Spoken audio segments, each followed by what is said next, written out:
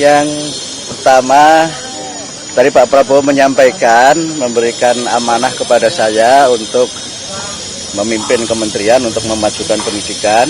Beliau juga menyampaikan bahwa pendidikan adalah kunci untuk membangun bangsa, terutama adalah kunci untuk mencerdaskan kehidupan bangsa sebagaimana amanat dalam pembukaan Undang-Undang Dasar 45. Dan kami menyampaikan kepada Pak Prabowo untuk menjadikan pendidikan ini sebagai gerakan pencerdasan untuk Indonesia Raya yang berkemajuan. Dan tadi beliau menyampaikan beberapa hal untuk bagaimana saya bisa bekerja sebaik-baiknya. Dan saya bercanda tadi, tidak perlu pantun ya Pak Prabowo kali ini, karena pantunnya sudah saya sampaikan waktu Bapak menyampaikan visi dan misi di Muhammadiyah Surabaya. Bapak, ini Kementerian Pendidikan akan dibagi atau dipecah jadi 3 atau jadi 2 sih Pak? Saya tidak tahu, tapi saya diberi amanah beliau menjadi Kementerian Pendidikan Dasar dan Menengah. Pendidikan Dasar dan Menengah, itu adakah? Ya, pendidikan tingginya beda. saya tidak tahu, karena saya hanya diberi oleh beliau untuk melaksanakan dan memimpin Kementerian Pendidikan Dasar dan Menengah. Berarti terlepas dari universitas dan perguruan tinggi ya Pak? Kalau pendidikan dasar menengah berarti tidak mencakup perguruan tinggi.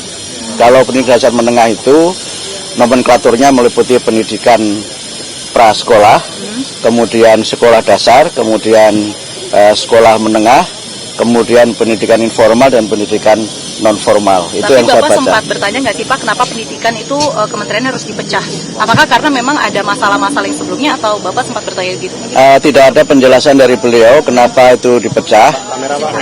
Tidak ada alasan dari beliau kenapa kementerian itu dipecah, hanya menyampaikan bahwa tugas kementerian ini sangat penting dan sangat sentral untuk membangun dan mencerdaskan kehidupan bangsa. Pak, isunya kan seminggu lalu calon-calon menteri ini tanda tangan fakta integritas ya Pak. Apakah itu isinya apa aja sih Pak? Apakah berapa poin atau isunya menyebut apa Pak? Baik, 2 hari yang lalu kami bertemu dengan Pak Profesor Sufmi Dasko dan kami menandatangani 2 dokumen. Yang satu itu dokumen kesediaan untuk menjadi bagian dari menteri dalam kabinet Pak Prabowo. Kemudian yang kedua fakta integritas yang isinya normatif saja, ya setia kepada negara kesatuan Republik Indonesia, kemudian siap mendukung pemerintahan Pak Prabowo dan menjaga wibawa beliau sebagai presiden serta juga menjaga kewibawaan bangsa dan negara. Makasih, Itu ya, terima kasih semuanya ya. Selamat ya Pak.